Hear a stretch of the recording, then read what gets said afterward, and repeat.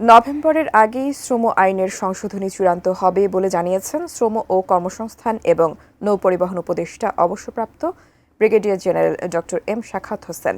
বিশ্ব শিশুশ্রম প্রতিরোধ দিবস উপলক্ষে বিকেলে সচিবালয়ে আয়োজিত সংবাদ সম্মেলনে একথা জানান তিনি।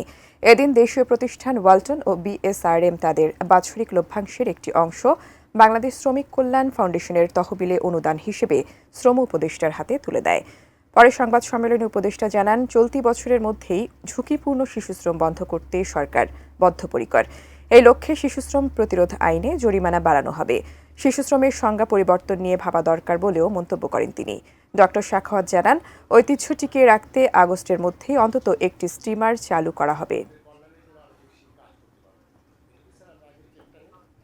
10 লক্ষ ইটস বিগ, স্মল না, ইট ইজ ভেরি বিগ। এখান থেকে কিভাবে কমানো যায় এবং সংজ্ঞাটার মধ্যে কি হবে বড়, এবং রায়েরও যে রোড ম্যাপ অনুযায়ী যতখানি আমরা বলেছি কতটুকু possible, which are not possible. Socio political, socio ইকোনমিকে অনেক জায়গা আছে যেখানে তারা চাচ্ছে সেগুলো সম্ভব না আমাদের এই পরিপ্রেক্ষিতে, ওটাও তারা বুঝেছে। শ্রম আইন হচ্ছে এই 2-3 মাসের মধ্যে হয়ে যায়। আমি চেষ্টা করছি নভেম্বরে যাওয়ার আগেই যাতে আমরা এটাকে কমপ্লিট করতে পারি।